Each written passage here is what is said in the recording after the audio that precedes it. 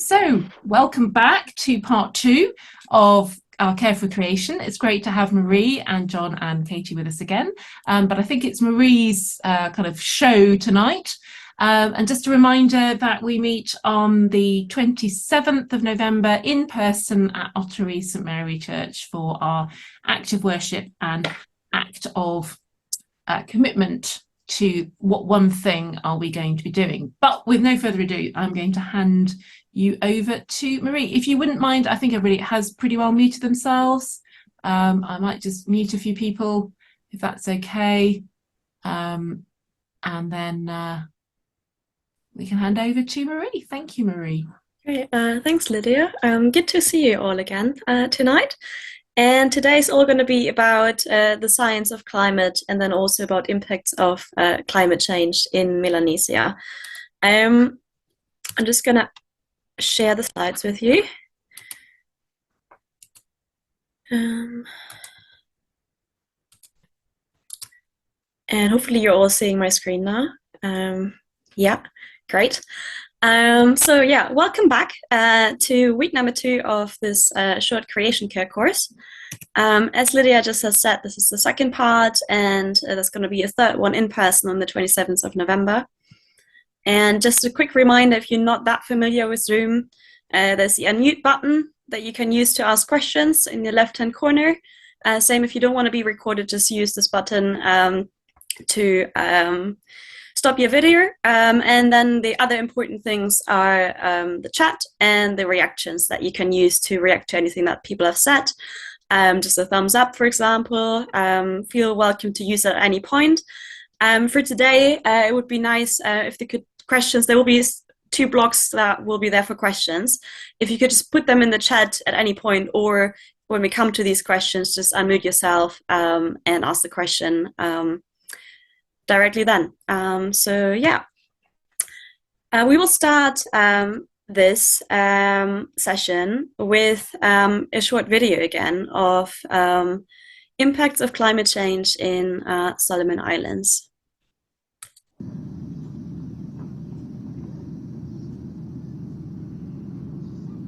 We were sleeping and the police were going around with their microphone and announced to the village, "Get out, we're gonna hit by cyclone, out from your homes." But we still sleep. Say, there was no cyclone, no wave to hit here. We stay here for a long time. But after about half an hour, here comes the wave, roll, break through the village. You know, during nighttime, 12, 1 o'clock, midnight, all of us have to run for our life.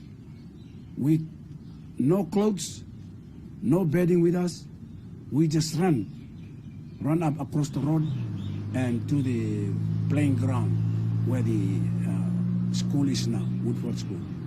And all of us run and stay there for all night and all day, just sitting there and watch our house down. All our buildings down, covered with logs, covered with sea stones. And we just sit down and wait until the weather go down for 3 days. Then we just come and clean up and come back again. From the first time, from the main road to the sea is more than 120 meters. It's now 55 meters. Half of the village is now left. The water now, or the sea now, is pushing us up. And you see the main road, we can't move up now. We have to stop here now. We are now building the house high, but the latest one was coming with the logs, and the wave bring them here, back to the village, and rocks getting worse these days. The height of the sea is now rising every day. Our old man always say, okay, Koburu, westerly wind, Ara, easterly wind. So by the moon. But now all those are changes. I think the best thing is we have to move out from this place here. So I'm afraid. Climate change is really a climate change. If I have enough money, I can buy the land from the Gurakan people and build a house.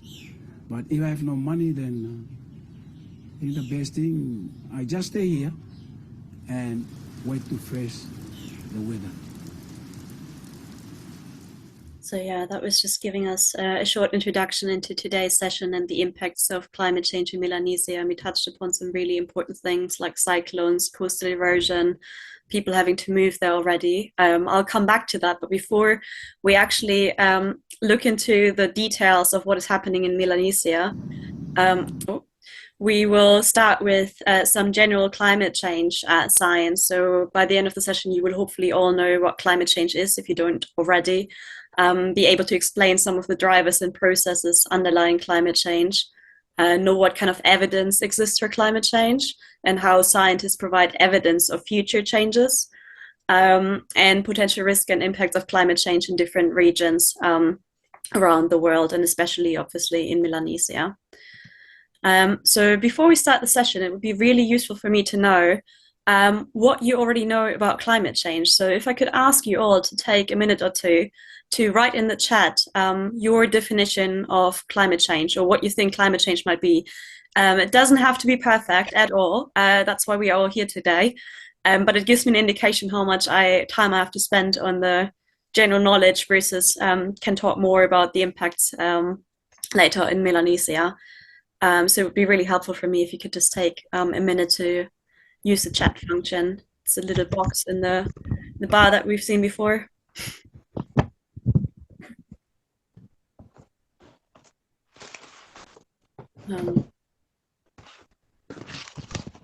Don't be shy, that don't have to be perfect definitions.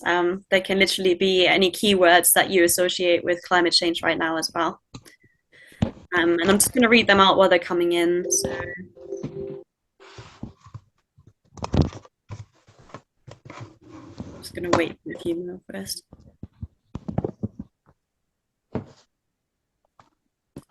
So we got more extreme weather events, weather patterns being impacted, more unpredictable and extreme, changes in temperatures, sea level rise.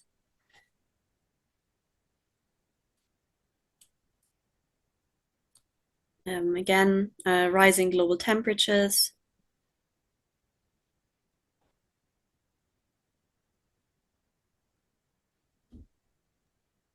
Sorry, how do we do this?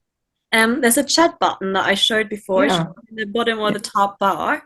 And if you click on that, the little then it should open a chat box, and then you can click into the bottom where it says message creation care course and type your message.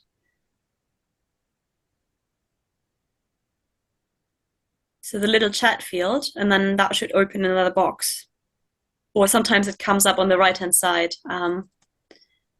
Whiteboard. It will open up like another box on the side of your screen potentially. And there should be a box at the bottom that says message creation care course. Look for chat. Can you find chat? Yeah, I've done chat. I've clicked chat, and then under the 2 minutes, which must be almost up by now, it says Anitra. Yep. But when I type there, nothing happens. Okay. Have you sent it? I haven't sent it, no, because I haven't finished writing it. Okay. Anyway, okay, I'll listen to everybody else's wisdom. That's okay as well. If you want to share yours by speaking, that's also very welcome, but you don't have to, by all means. So I'm just going to read out a few more. So man influence variations in climate beyond natural expectation. Parts of the world will become uninhabitable as a result of population parts of the world will become uninhabitable, result in population movement. Changes in weather patterns, which affect the usual seasons. So keep those coming. But basically what I take from this is that you all already know quite a bit about climate change. So what I will do is I will do like a repetition of what climate change is, but I'll make it relatively short so that we can spend a bit more time on Melanesia. Okay. So just a brief overview in case you are not familiar with climate change. So there's a difference between weather and climate. So weather is what we see in one moment when we look outside our window, whether it's sunny or cloudy, and then that can change within minutes or hours even. And climate is what we see when we average the weather over long time periods. So you probably all know these weather diagrams from your time in high school, where we have a certain amount of rainfall that we expect to get every month, or a certain temperature that we expect to get. So basically climate is what we expect and weather is what we get in a specific moment. So climate change then means that we're looking at changes in the climate, so the expectations of what we're getting on very long time scales. And usually climate scientists say 30 years or more. That's the time scale that we look at for climate change. Everything else is kind of the natural things that we will see, the variations. But if we, over these longer time periods of 30 years, see a shift over time, that's considered climate change.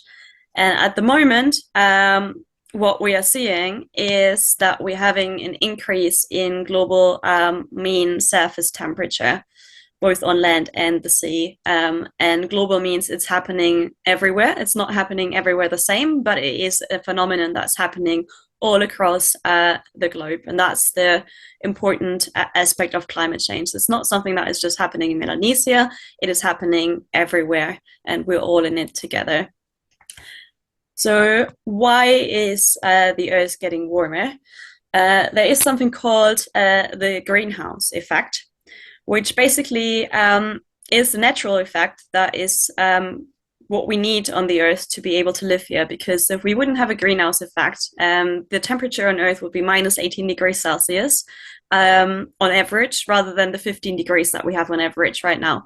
So what does this effect do? Basically, the sun is releasing radiation that is going towards the Earth, and this radiation gets trapped in our atmosphere. So there are certain particles, gases that reflect sun's radiation back to the Earth. So basically they're trapping these sun rays, as you can see here on the right-hand side at number 3, in our atmosphere. And that's what it warms, because the radiation then gets reflected back to the Earth, and that's making it warmer over time. And basically what happens with greenhouse effect, with the human-made greenhouse effect, is if we add more gases to the atmosphere, certain greenhouse gases, they will trap more of the heat in the atmosphere. So that's very simple, the greenhouse effect. I'm happy to take any questions if you want to know this in more detail. But basically, the most important thing to remember is more greenhouse gases mean a stronger greenhouse effect, and that means that we're trapping more heat and it's getting warmer on the planet.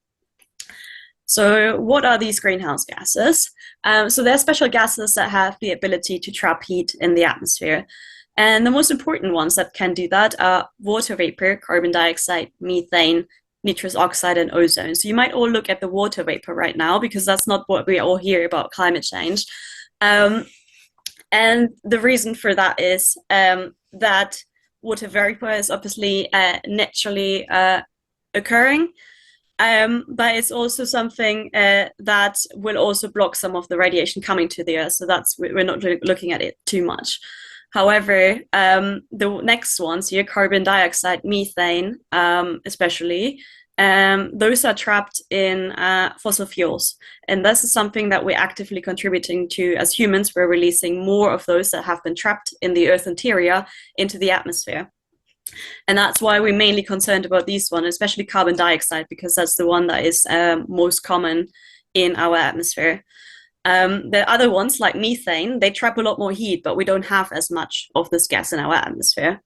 You don't have to understand the graph on the right-hand side completely, but what it shows basically is how much of these gases we have in our atmosphere over the last 2,000 years. And what we see is a massive increase in these gases in just the last couple of decades. Exponential, like really, really strong increase in these gases in our atmosphere. And we've been starting to do that already since the Industrial Revolution.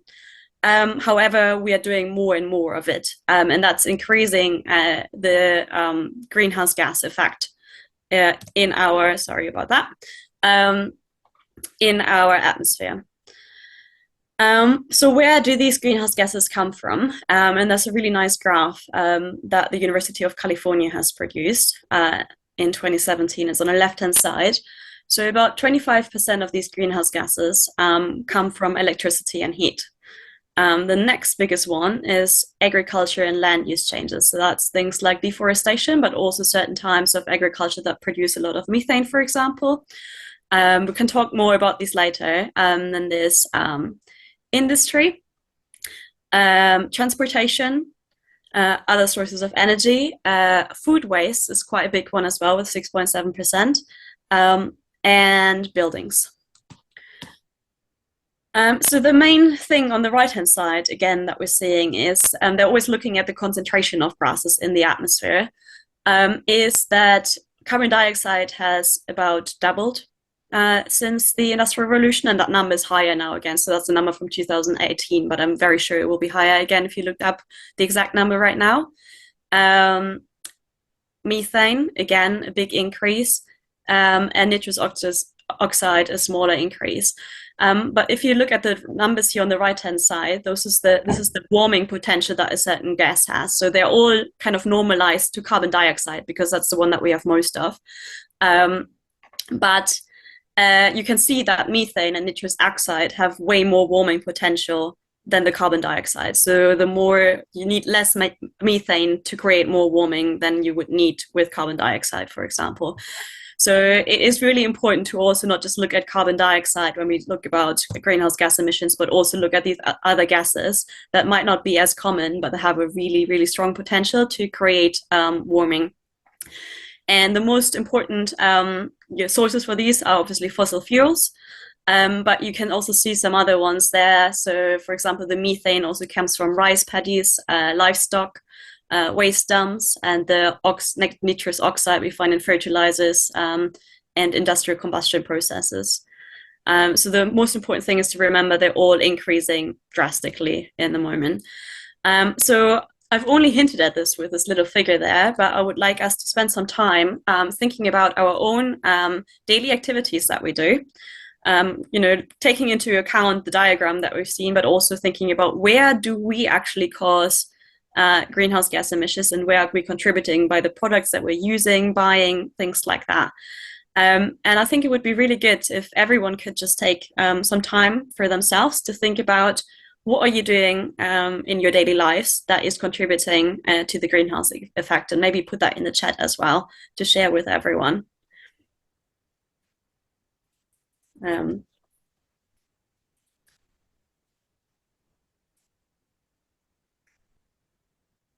So one simple example would, for example, be I'm driving my car around. That is creating greenhouse gas emissions. So if you have any other things in mind that you're doing, please put them in the chat.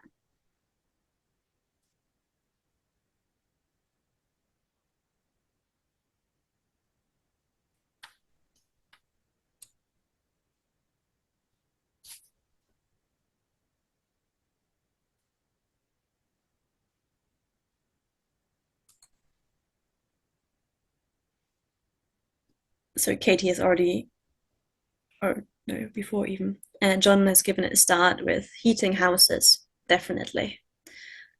Driving, shopping, for example, clothes, leaving equipment on standby, connected to the electricity network.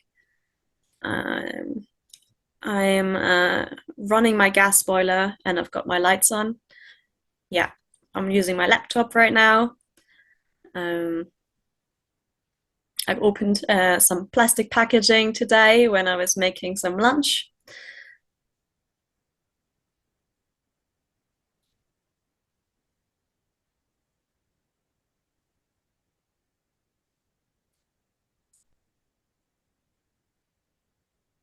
Yeah, another one, using a heated swimming pool, definitely. There's a lot of energy going into that.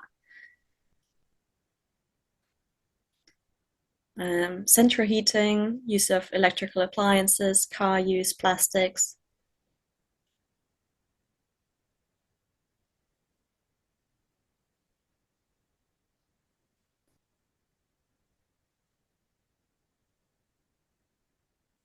Yeah, so the point is, at this point, is definitely not to like make you think even though you can, but it's mainly about showing us it's not there to like, you know, put any blame on anyone. It's there to show that a lot of our daily activities contribute to this, and some of them we need energy for our daily lives.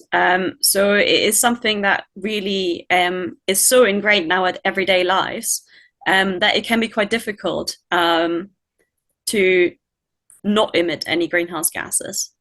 As a normal person, you know, having to eat, going into the supermarket, for example, there's a lot of things in plastic these days.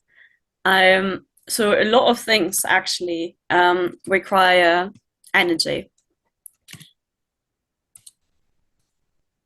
And this is a little graph that I like to show. Let's focus first on the left-hand side about where greenhouse gases are mainly emitted.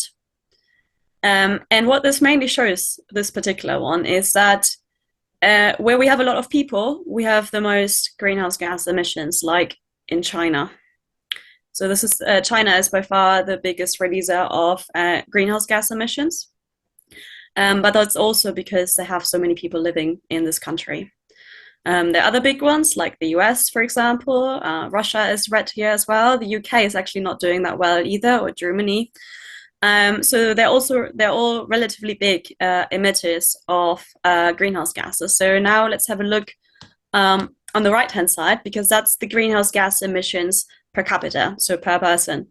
And now looking at China, you can see they are actually not that big emitters if you look at the individual emitting greenhouse gases. And that's, again, showing the point that I made before. If you have a lot of people in a country, they emit more. So if you look at this figure again, Australia and the US and Canada are actually the worst emitters in the world, if you would like to see it like that, because they are emitting most per person, and that's due to lifestyles that they have in their countries. Again, the UK and Germany, that's where I'm from, they're not doing too well. But it shows that depending on how you look at greenhouse gas emissions, the focus of who is responsible for greenhouse gas emissions kind of shifts, and that's what's making these political discussions so difficult. I could have put another map there that I didn't do today, which is the historic emissions of greenhouse gases. So since the Industrial Revolution, and the UK really doesn't look good on that one, and that's because the Industrial Revolution started in this country. So depending on where you look and from what angle you're looking at it, so China is saying we have so many people, so you know we need to make these emissions, versus other countries are saying, but you are the biggest problem because you're emitting most gases.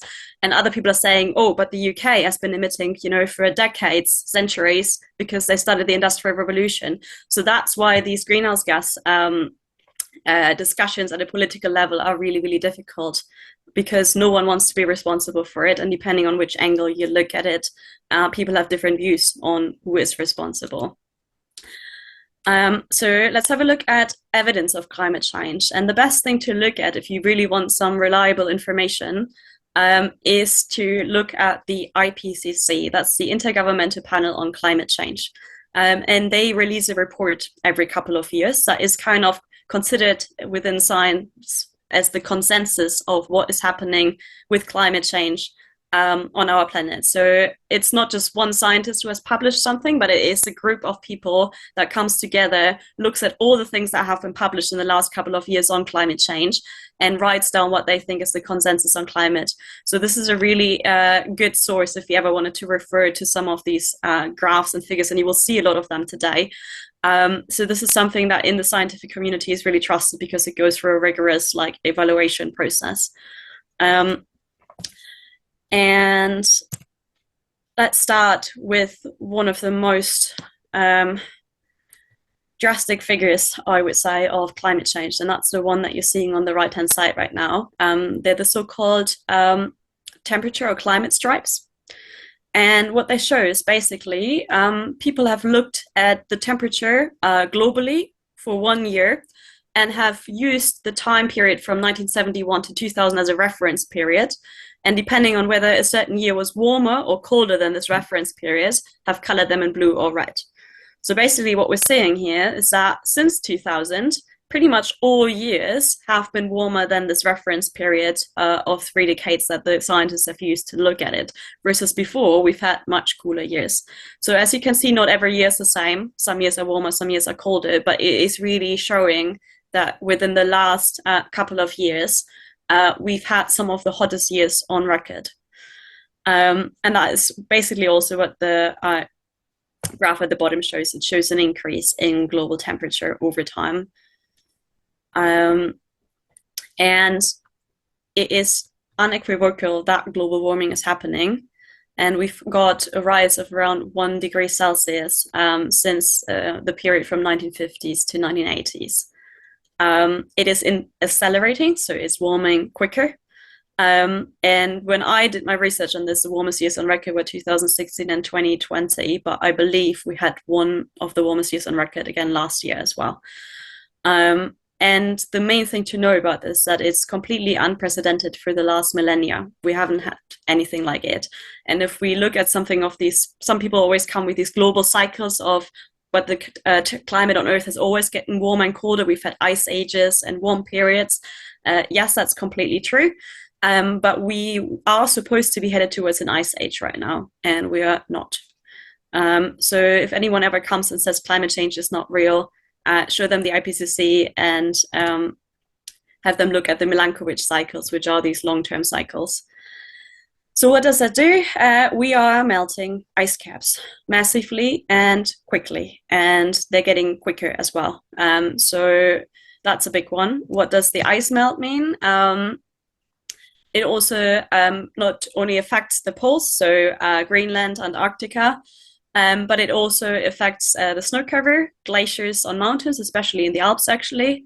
If you look at the little two pictures there from 2006 and 2018, that's the same glacier around the same time of year, but obviously it's not really there anymore, or at least a lot smaller.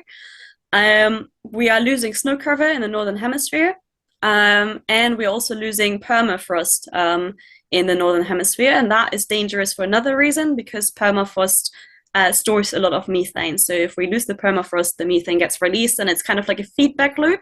It makes it all quicker. And again, if we're losing a lot of ice, ice is white and it reflects a lot of sun radiation back out into space. And if we're losing this ice, we are also making it warmer quicker again, because we don't have this reflection anymore. So basically, it's a bit of a vicious cycle that we're in right now. And one thing that does, and that's important for our island states that we'll be looking at later, is we get a rise in sea level globally. So again, it doesn't mean it's rising everywhere the same, but on average, we're seeing a rise in the sea level, and that's due to two different reasons. So we've already talked about the glaciers melting, and obviously we're getting a lot of water in the ocean from that. Especially the Antarctic ice shield is an important one there, because that's the biggest that we have. Greenland is also important, but it's a lot smaller. And when you think about the Arctic, that's actually sea ice. And if you remember your physics experiments, if you have an ice cube somewhere and it melts, it doesn't actually change the water level. But it's really important, the ice that is on the continents, if that melts, then the water will be added to our sea level. And the other important thing is warmer water needs more space. If you picture you're boiling some water on your hot, it's the same idea that the lid might come up if you start boiling something inside, and that's because molecules, when they get hot, they need more space. So that's about 50-50 actually at the moment, but it might become more in the future. And on average, we're rising by 3.3 millimeters per year, so that doesn't sound a lot at all. But for some regions, and we'll see that in a bit, that is actually a real problem. And now I'm going to come to something that scientists call projections. And that's basically a prediction or an estimate of something that will happen in the future based on current data and trends. So it basically means that we're using data that we have right now. We're trying to predict the future. Obviously, that will come with some kind of uncertainty because we don't know the future. We can only use the data that we have right now to make a good guess of what will be happening. So that's sometimes when you hear different people talk about, how much the temperature will warm or how much the sea level will rise, why that's not all the same. Because people use something called climate models, and they put in all the information that they have, and they're trying to get a best estimate of how that will look in the future. But some models are better than others. Some models can capture rainfall better. Some models can capture temperature better. So that's why there are so many different climate models out there, because none of them are perfect, and they all have their strengths and weaknesses. And to run these models, scientists are using estimates of greenhouse gas emissions.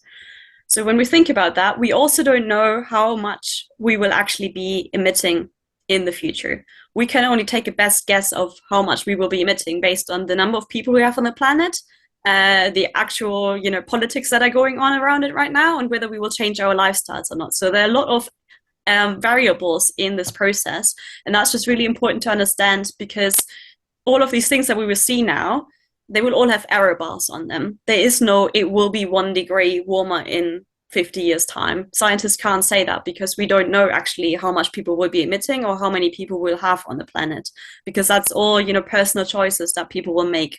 We can have a likely estimate of it based on how population is increasing right now, for example, or how the current political climate looks like, but we will never know for sure. So I'm actually going to show some of these predictions now. And we're looking at air temperature for a start. And by 2100, global surface temperature can be between anything of 0.3 degree to 4.8 degree warmer. And again, this depends on our emissions. And unfortunately, at the moment, we are more headed towards this warmer scenario. People think it's unlikely that we will hit this target of 1.5 degrees Celsius that you've probably heard politicians and people in the news talk about. We're probably headed towards the warmer end of the spectrum. And what the graphs down at the bottom, the maps of the world show, is that it's not warming the same everywhere.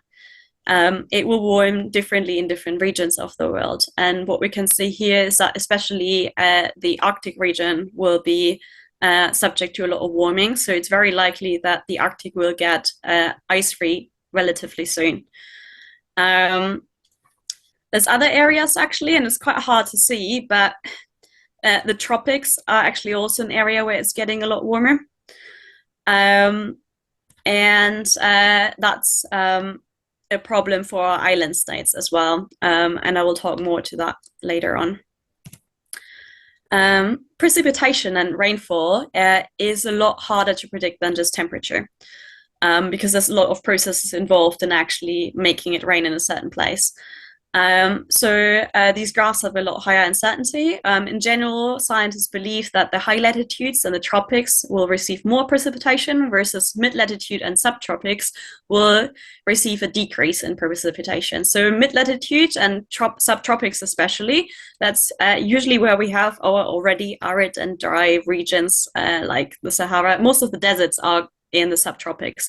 So basically what that means is that drier places will get even drier, and wet places like the tropics will get even wetter. So that's the general consensus on this. And now the most important one for the island states that we were looking at is sea level rise. So mean sea level is likely to be around 26 centimeters to 82 centimeters higher by 2100. There are also estimates out there that sometimes says it's a meter. Again, it depends a lot on what we're actually emitting, and there's also feedback processes with the ocean and atmosphere interaction that scientists don't completely understand. That's also where these uncertainties come from. But what we're sure of is that sea level rise will accelerate, that will not happen the same everywhere on Earth, and that we are already committed to centuries of sea level rise, even if we stop emitting all greenhouse gases right now. And that's the most shocking thing for me, really. It's the graph on the right-hand side in the top right corner. So on the x-axis, you're seeing the year 2000 and then projections into the future. And on the y-axis, you're seeing the sea level rise in meters. So based from the current period from 1986 to 2005, so people always don't take just 1 year, but an average period again to look at this on longer timescales. But what we're seeing is we always stop our estimates in 2100 because that's a convenient time periods for politicians to plan or look at. It's actually already too far to what they usually like to do. They like to work in 5-year plans maximum. But the IPCC kind of stops most of its predictions in 2100. But that's not when sea level rise will stop under any kind of emission scenario, unfortunately. And if we look at 2500, it really shows that the decisions that we make right now can have a massive impact into centuries in the future.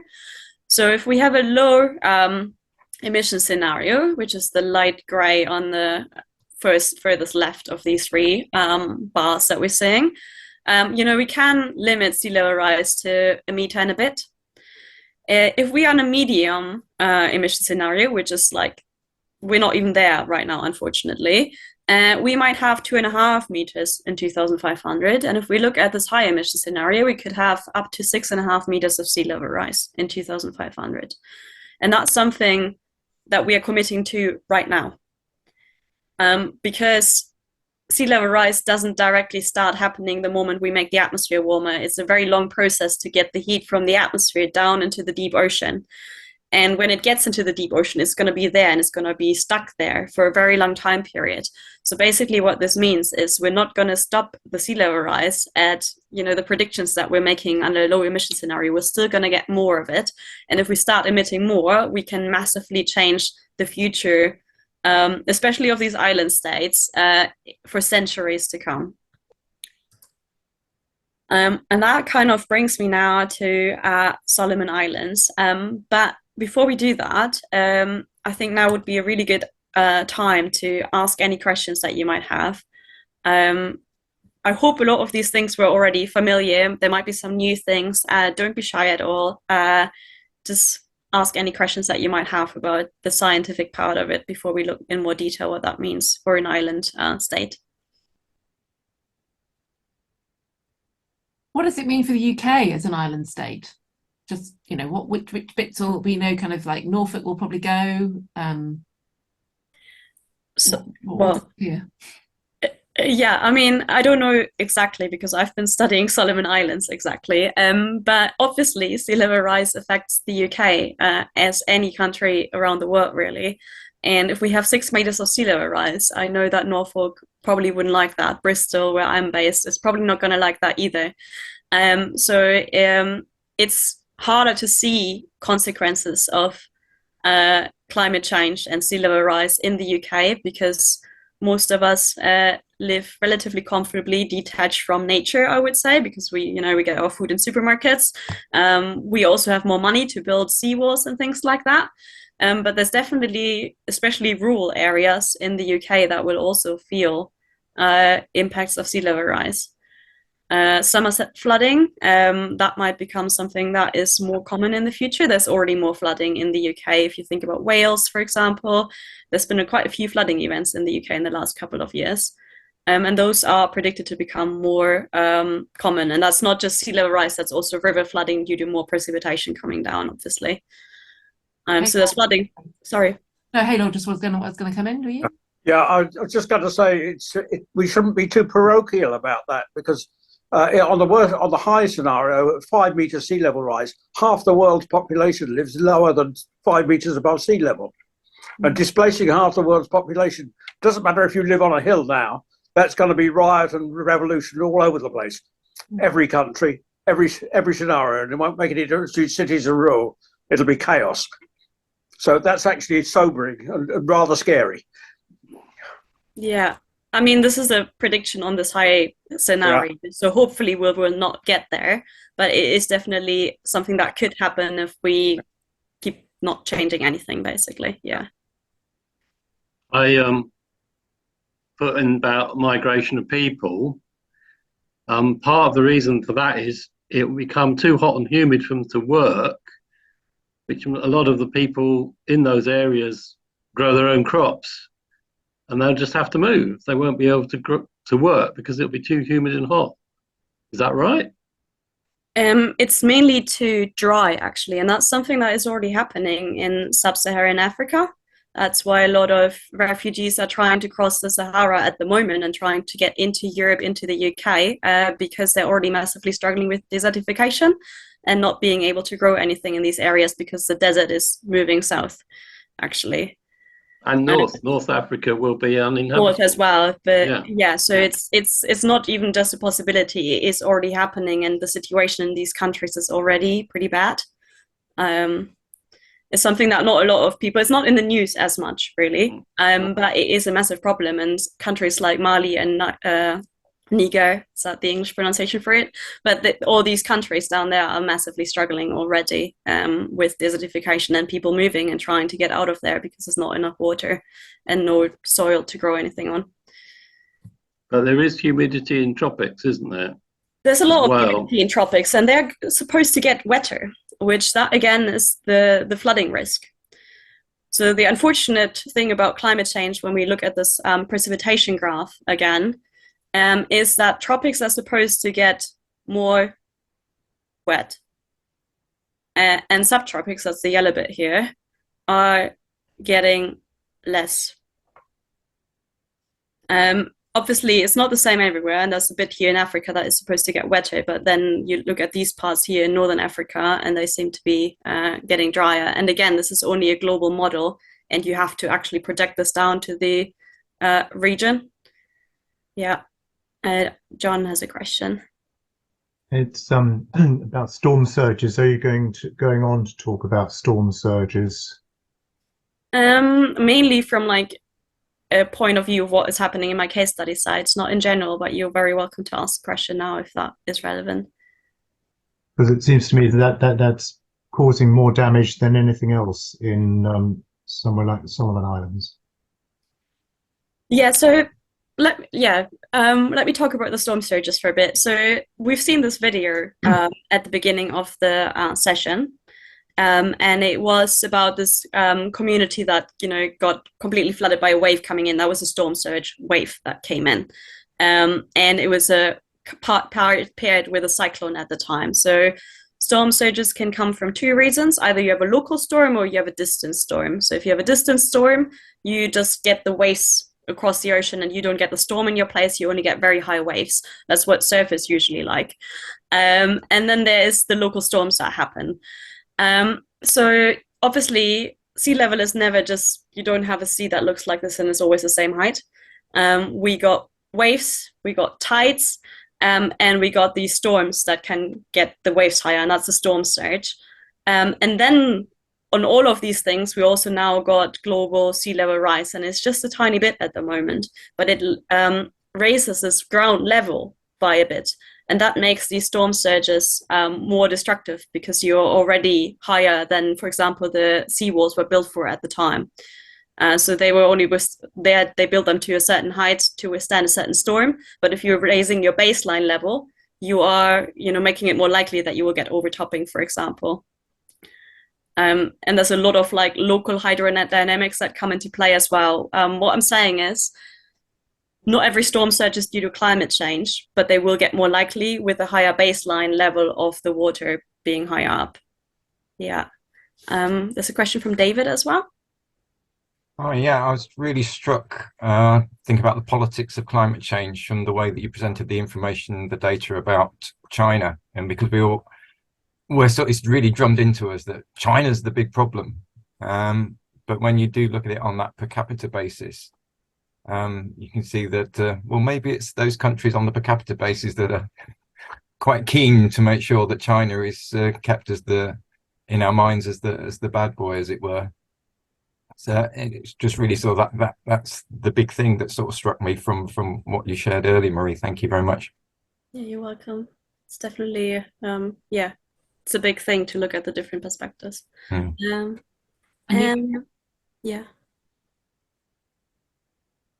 Do you mean me? Yeah. Okay. It's not really a question, it's just a comment that this year my runner beans and my courgettes didn't do anything at the time of the year that they're supposed to do it. They sort of came into flower in October. And I asked the gardener, I said, for goodness sake, what's going on? And he said, well, it was just too hot in June, July. He said it was too hot for them to fruit. They couldn't cope with the stress of fruiting on top of trying to survive. So that's why they fruited or came into flower in October. But it wasn't the time of year that you expect your runner beans to be on the table. It was just a comment. It wasn't anything else. Well, thank you for sharing that. Hold that thought, because we will be looking at climate change impacts in the UK, and that's when you can all come in and put some input in as well. And it definitely shows, that it's also happening in the UK already.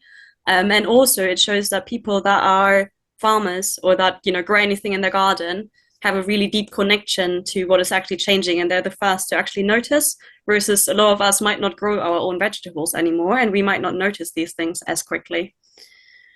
I think I might just start talking about Solomon Islands for a bit, and if you have another science question, we can also take that at the end. But I'm sure Lydia will have told you about her visit to Solomon Islands already. Could you maybe give me a reaction or a thumbs up if you've already heard about Solomon Islands at some point? Just so I know how much I need to talk about Solomons right now. So if you heard about Solomon Islands, can you either put a reaction up, like a thumbs up or a wave or something like that? And if you haven't, I can then see. Okay, that's great. That saves me a lot of introducing the country. But again, we are moving to the South Pacific, northeast of Australia, the red dot on the map. It's a small island developing state. We've seen some videos that kind of set the scene how it looks out there. There are over 900 small islands and a population of around 650,000 growing. It's tropical, and most villages still depend on their own gardens and the things that they fish every day in the sea. So they really notice when anything changes in their country. For Solomon Islands, the temperature has increased at a rate of around 0.15 degree per decade in the capital, Honiara. Rainfall has varied a lot from year to year, and there's no clear projection in what the rainfall trends actually are, because they're so different across the different 900 islands in the country. The problem in Solomon Islands really is that there's not a lot of data. The government runs 6 weather stations on 900 islands. And they don't run any kind of coastal monitoring at the moment. What that means is that even though this place, island state in the Pacific, is always something that people always think is going to be really affected by climate change, it's actually not documented as well as you would hope. What people have is they have some satellite reconstructions and also one tide gauge in the capital, Honiara, to look at sea level rise. And basically what we're seeing is it has started to rise, not that much yet, it's 10 centimeters since 1950. Hold that thought, it's only 10 centimeters so far due to climate change and sea level rise, but it will likely accelerate and increase to potentially a meter at the end of the century for Solomon Islands specifically. So that's slightly higher than the global average, which we had at the upper end up to 82 centimeters, if you remember from before. So this is a place where sea level rise will be happening more than in other places. And at the moment, satellite data shows us that the rate of sea level rise is around 8 millimeters per year, rather than the global average of 3 millimeters per year. Still doesn't sound a lot, but it is one of the highest rates of global sea level rise in the world at the moment, which is why people like I came in and thought this would be a really interesting place to look at sea level rise and its first impacts in a place where we're seeing, the first changes of climate change and where it's rising quicker than in other places. It's not just climate change that is causing sea levels to rise. You might have heard the word El Niño or ENSO before. It's a climate phenomenon that is happening in the Pacific, and it's natural in origin. It happens on timescales of around 7 to 10 years. and it affects the main directions of the winds and the ocean temperature and the rainfall patterns and the sea level in the Pacific. So basically, in certain years, there will be higher sea level rise, and in other years, there will be lower sea levels due to the winds pushing the water either towards the Australian coast or towards the coast of South America. So what we're having in Solomons at the moment is we are having sea level rise due to climate change, human-made, plus this ENSO natural phenomenon on top of it, and that's creating these really high sea levels in Solomons. So it's not all climate change that we will see right now, but we're seeing what climate change could do when we are rising our sea levels, which we will most likely due to those projections that we've seen that we already committed to the sea level rise. So that's why Solomon Islands. So we've already talked about the causes of climate change, which are our greenhouse gas emissions and land use changes. So cutting down and burning down forests is also not really good because that's storing our carbon. And that is causing certain changes in our atmosphere, in the ocean. For example, we're getting warmer oceans, melting ice, rising sea levels. One big thing for island states is also ocean acidification, which basically means that the pH of the ocean is going down. And there are certain species that are important on these islands, which are corals, and they don't like that. They are very content in a certain pH, and they don't like when that changes. And a lot of other organisms that depend on calcareous shells, anything that has a shell, if it gets too acidic for them, they will dissolve. So this is a big problem as well for Solomon Islands. Then we got more extreme weather events, and we already seen an effect of a cyclone right at the beginning. So more storms are likely in warmer weather, and that is a big problem for Solomon Islands and for all of these island states in the Pacific. And what that leads to is it's really affecting the people there. And we'll see that in a couple of examples in a bit, but the storms might cause damages to infrastructure and houses. Food insecurity is becoming a really big problem in the country, again, due to the storms, but also due to saltwater and sea level starting to intrude into groundwater reserves. There's a risk to the water supplies for the same reason. We're starting to see the first climate migrants in those islands. There is localized flooding, both from the sea as well as from rivers, again, due to more rainfall in the tropics. Damages to marine ecosystems, when we think about the corals again. There's fisheries falling because the corals are actually breeding ground for a lot of fish. Loss of biodiversity, changes in seasons and making it harder to grow anything, as we've just had, is also the case in the UK.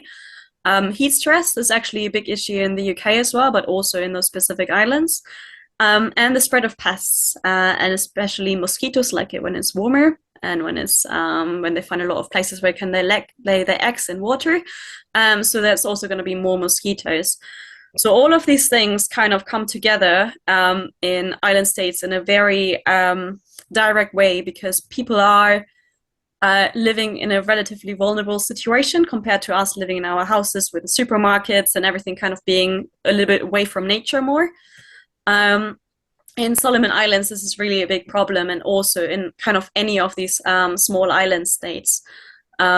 Because they share, on top of all of these things that I just talked to you about climate change, also share development challenges. So they have limited resources, usually small but really quickly growing populations. They're really remote. They've always been susceptible to natural disasters, as we've heard from John last week as well in Tikopia. And they're really vulnerable to external shocks, and especially any shocks to their trade or tourism economics, for example, as well. Fragile environments, really high communication, transport, and energy costs, if you think about 900 islands that need infrastructure, and also disproportionately expensive administration and infrastructure because of the little population. And they have little opportunity to create big economies. So we don't only have this really fragile situation due to climate change, we also have a country that without climate change would already be struggling with a lot of things due to the economic situation and its remoteness. Um, so this is something that I tend to do with different groups, and it's just kind of asking people what they think is the biggest threat to these island states. And there's actually different answers to that. And if you have something that you would like to point out, just put it in the chat. You can also just take a second to look at all of these options there. And there's definitely more than the ones that we're seeing right here as well.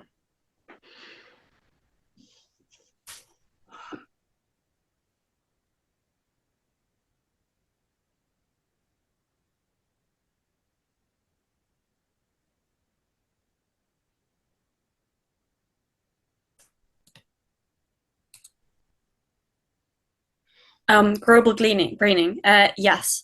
So this is actually one of the few positive aspects of climate change.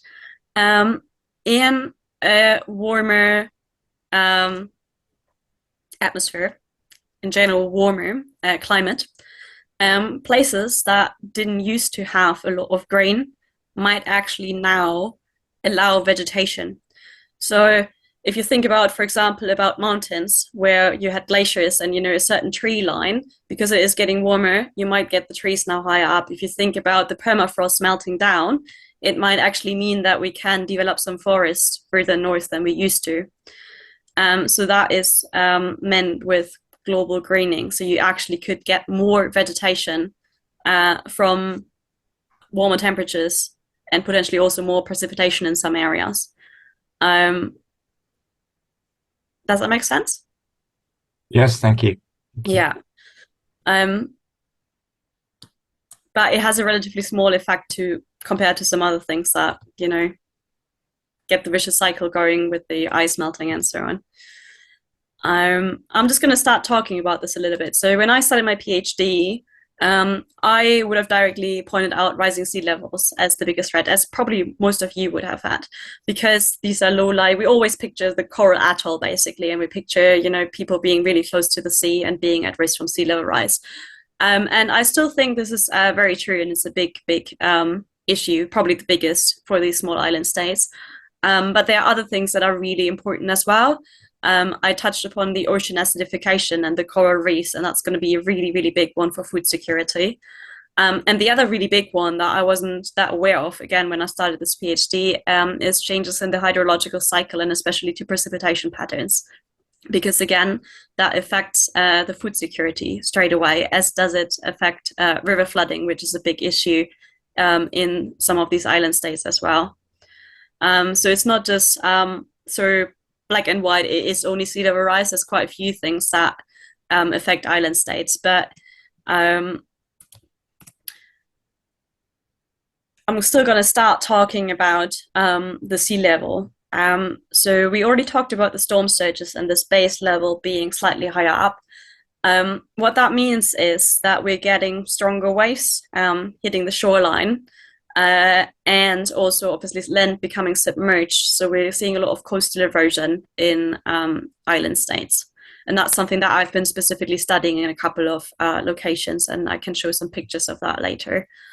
So that's a really big one. And also the flooding, not only, you know, taking away the land, it is also going into the water supplies and into the soils. And that really is the biggest issue for those island states, because people depend on their local agriculture.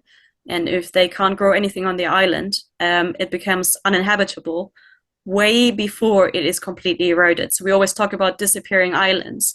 And my PhD was to look at coastal erosion in the first place and look at how much islands have shrunk. But I actually also went out there and I looked at, you know, how people living there. I talked to a lot of people, did interviews and things like that. And actually, it is really the food security. And the island doesn't have to vanish. It only needs to get the salt water into the gardens, and it's basically over, because there's no market economy of such in a lot of these places.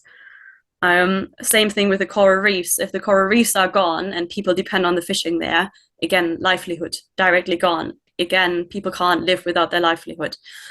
So that's really two of the biggest things. There's also, you know, impacts of flooding on infrastructure and so on. But most of, at least Solomon Islands, is still very rural.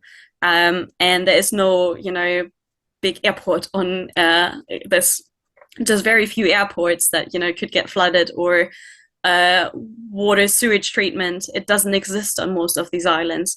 So it is really about the direct impact on what you can eat and drink on the island, and that's the biggest issue. So I said already before that there is the El Nino and, you know, other local climate effects that are happening. So one thing that scientists talk a lot about is attribution of impacts to climate change. And that's not an easy thing. We can't necessarily say a certain thing, these migrants, are only due to climate change. It is completely impossible, because there's a lot of different factors that come into play when we look at some of these impacts. So there's some local things that people might do. For example, when I went out to Solomons, people were taking the sand away from the beach to fill up the ground for the houses where they wanted to build something on. So if you take away the sand, that has the same effect as if you had coastal erosion taking it away by a wave. So there's some local things that are happening that are kind of masking climate change. And then there's some natural climate phenomena that are also masking change. But I would like to take your attention to this graph that we're looking at. And we see at the x-axis the degree of confidence in detection. So we are sure that we're actually seeing a change. So very high means we're very sure we're seeing this change.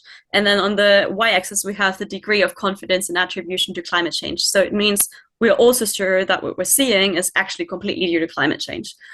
And there are different numbers in that. So if you go to very high confidence in detection and very high degree of attribution to sea level rise is consistent with global means. So we know sea level rise is a direct impact of climate change. Really high up there also, number 5, coral bleaching in small island marine environments is directly due to climate change. We're also very sure that this is the case. Let's look at something that we are less sure about. For example, number 9, degradation of mangroves and seagrass. It's happening in some places, but we're not that sure yet, because not a lot of people have done a lot of research into it. So that's why it's still on low. But we also can't directly attribute it to climate change in any way. We know it's happening. There might also be a causal link between climate change and these mangrove ecosystems, but not all of this has been completely researched. Climate change is a phenomenon that is getting more and more researched, but it's not actually clear yet. We believe that these things also have some kind of relation, but we're not quite sure what the direct link yet is. So some of these things that we will be seeing in some of the pictures I will show as well, I have to say, I'm not quite sure whether this is all climate change. It could also be some local things that are happening. And we don't directly have a link established yet with enough scientific studies that prove this is actually the case. So this is just another important thing. You will hear this a lot from climate skeptics. They're like, oh, but is this really climate change? And the thing is, we can't prove it completely for all of these things here, but we can prove it for climate, for sea level rise, and we can prove it for those coral bleaching events. So just in case you don't know what coral bleaching is, corals are usually really colorful, nice underwater animals, actually. They live in symbiosis with algae. And the algae is what gives them the color. So the algae do photosynthesis, and the coral profits from that, and they basically live together and off each other. These algae are really, really, really sensitive to kind of anything that is not their perfect state. So any change in temperature, any change in light, any change in the nutrients around them, they don't like when that changes too much. And with global warming, we're also getting warmer oceans, so we're getting warmer temperatures, and these algae really don't like that. And when that happens and it gets too warm for them, they leave the coral, and then these corals turn white, and that's a coral bleaching event. In the best case scenario, that doesn't last for very long, and then if the water temperatures get cooler again, the algae come back and the coral reef lives. If these algae are gone for too long, the coral dies, and you basically have a dead coral reef. And it's not just going to be one coral, it's going to be the entire coral reef at once, basically. So this is a really dangerous thing when you think about climate change in the future. The next one is unpredictable weather. So basically, cyclones have been a thing in the Pacific for a very, very, very long time. And people have started to live with them, but they are going to become more common, and they're going to be stronger as well. Another thing is we are influencing the precipitation patterns and seasons that people have been used to, and how they have learned to grow their crops according to these seasons.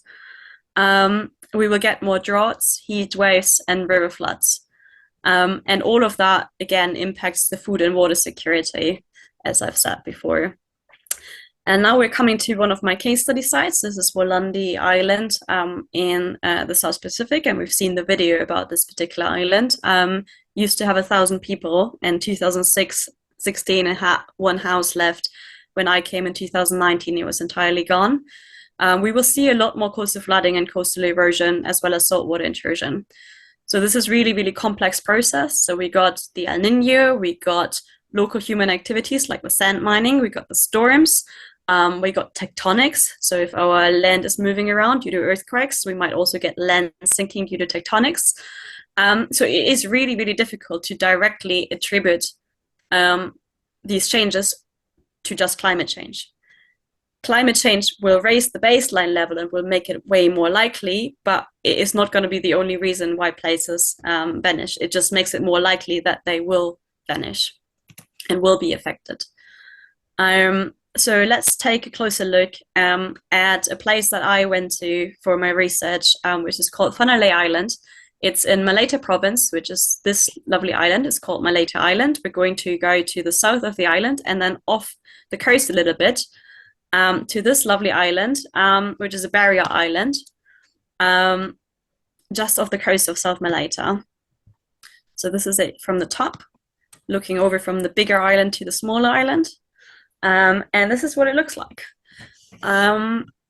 So people really live right by the sea because they are all completely dependent. They love fishing there. It's the main livelihood. People don't really grow as much, but they really go and fish a lot on those coral reefs that they have around their island. And that's why they like to live right by the coast.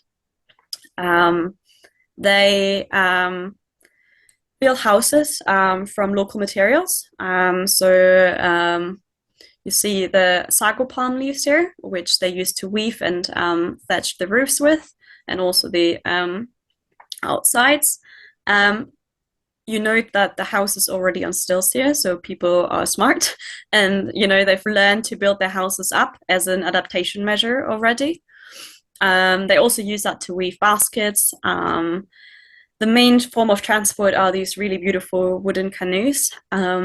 It's amazing, actually. If you ever get the chance to try one, it feels great to be in one. They're also really unstable, and they have to go to the mainland with them. For example, the kids, every morning, there's no school on this island. They have to paddle to the mainland. It takes about 20 minutes for them. If I would have to go by myself, probably 40 for me.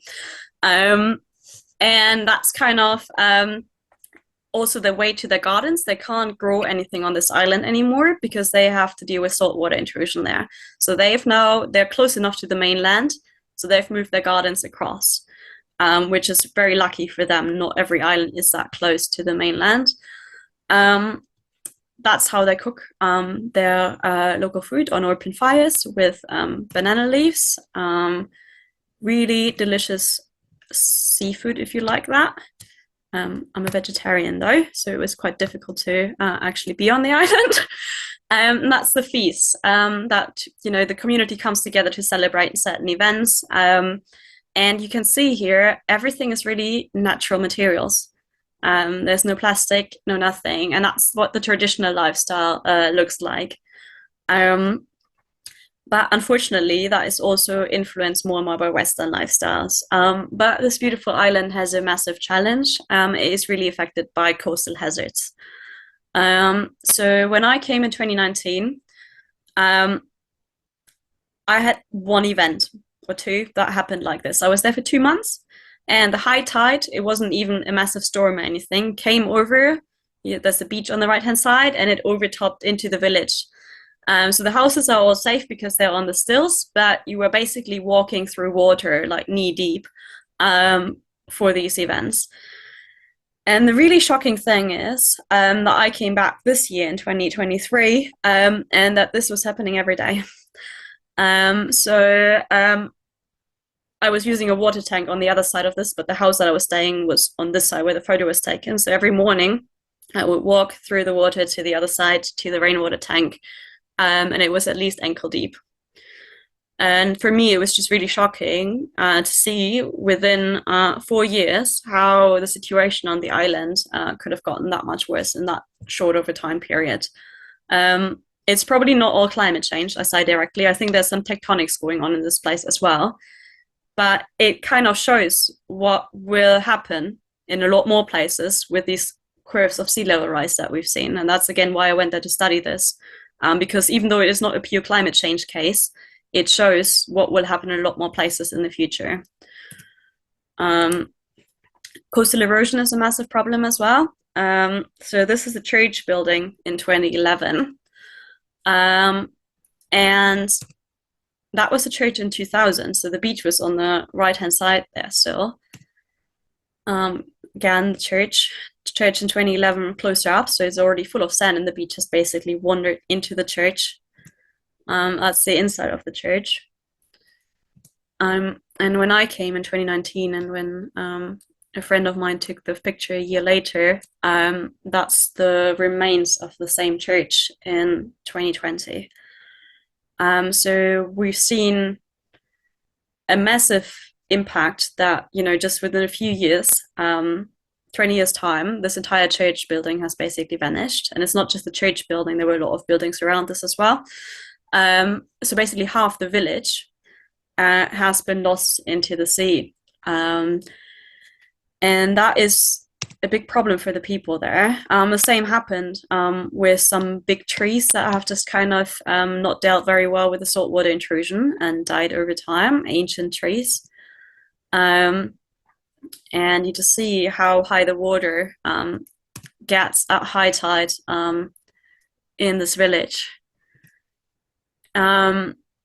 So what I've been doing is I've been looking at the sea level, I've been looking at the shoreline changes, so how much coastal erosion we got around that island over time.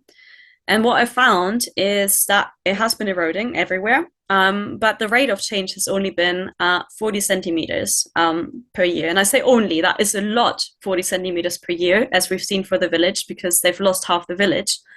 But compared to other rates of shoreline change around the world, if we think about some of the delta regions in Bangladesh, for example, that's absolutely nothing. They're losing around 100 meters per year in extreme cases, but definitely several, like tens of meters per year. And what this means is that this island, in the overall classification of shoreline change, is classified in scientific terms as not significantly changing. And that is just a big problem, because we can obviously see that this has a massive impact on the people there. And this is this idea of island change only being if it actually vanishes. But no, it doesn't have to vanish in Solomon Islands. People live directly by the coast. That's also a problem, because people aren't aware of, where it's best to build their houses. But the other thing is, it is the fact that you can't grow anything on this island.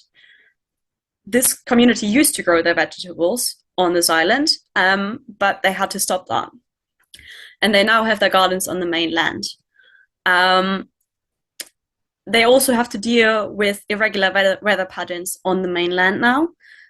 So what they're seeing is that they can't grow the same kind of crops during the same time of year anymore, because it is too wet for them, because they're getting new pests and diseases as well.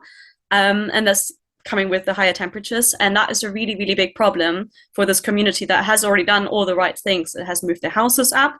It has moved their gardens over to the mainland. And it is trying to also permanently relocate to the mainland.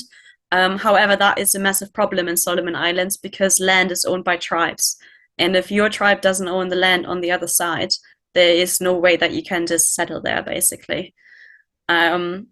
So this is also causing some huge social problems within the country. The government is starting to deal with it.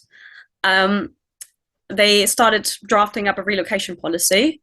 That's been kind of the case since I started my PhD. The guidelines have been officially like handed over to the top level of government this summer, but there has nothing been published yet. And what this means for these communities, and I've been studying 3 of them, but this is one of the main examples, they're just completely uncertain about their future. They don't know where they can go. They don't know what the government will do to step in, or whether they have to find their own ways to deal with it. And it just really shows that climate change has a massive impact of people's lives. And the first people to feel it will be the ones that are most vulnerable, most living close to nature, actually doing the right things because they're not contributing to climate change, you know, and they're really, really, really being affected. And I think I'm going to stop here for some more questions. If you would like to know anything in particular about my research or the islands out there, I think now would be a really good time to ask a few questions.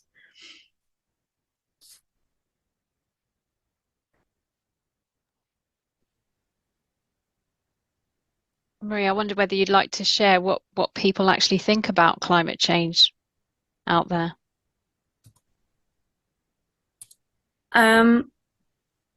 Yeah, I definitely can do that. It's very mixed, actually. So the knowledge is very, very different depending on where you go. So there's some really well-educated young people in the capital that will be able to tell you everything about climate change. But when you actually go to a village like this, it is quite shocking to see that people don't actually know where these changes come from.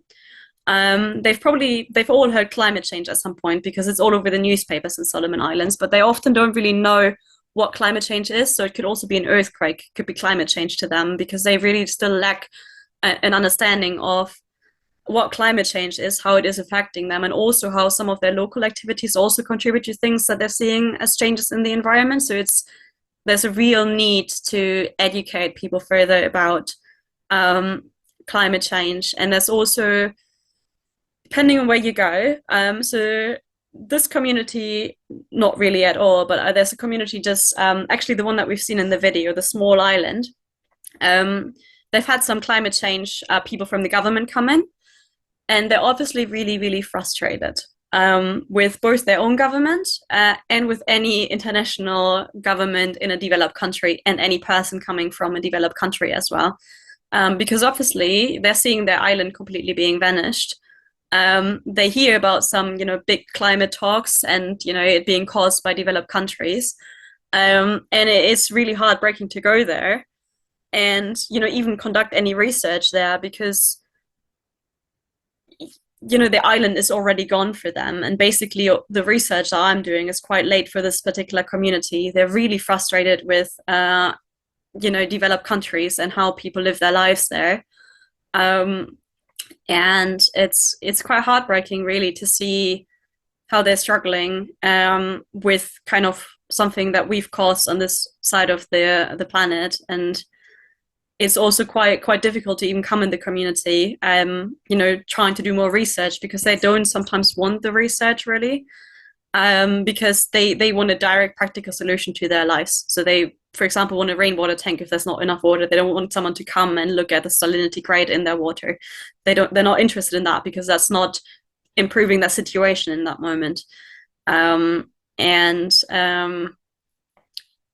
Yeah, I'm kind of lost for words, because every single time I see these pictures again, I get like transported back to the first time I came there. And it's just, it's really, really stunning to see. And then there's other people, that don't even know about developed countries, and they're looking about their own emissions, for example, and they're trying to do, the government is talking in Solomon Islands about cutting emissions, which is right, but also it's kind of heartbreaking to see how that government is making such an effort to do that versus being here in the UK and not much being done, really. Yeah, so that's kind of my impressions about this, more personal and probably more emotional ones. It just kind of happens to me when I start talking about it. Well, we can see you care about it. Any questions from others? Yeah, David.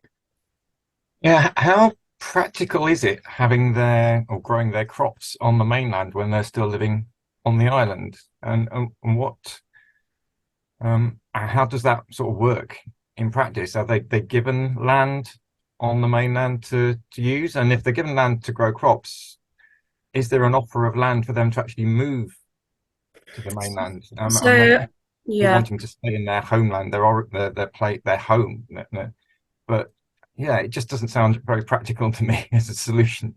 Yeah, I mean, you're pointing to a lot of the issues already in your question, actually. So the gardens aren't the massive issue because, well, they started.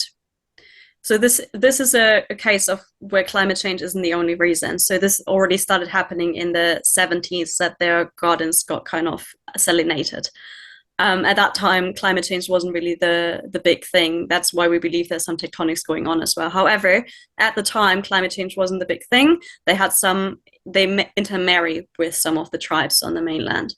So they got an agreement to have their gardens, not living there, but have their gardens on the mainland. So basically how that works is they wake up early in the morning and they pedal over 20 minutes to the garden, spend the entire day in the garden, and then pedal back in the evening. And that works quite well for this particular community. They got adjusted to it. And before they got the rainwater tanks on this island, that only happened in the late 90s, really. They also had to fetch their drinking water from the river on the mainland. So this is something that I've been doing for decades successfully, to fetch the water, fetch the food from the mainland with the permission of the landowners there.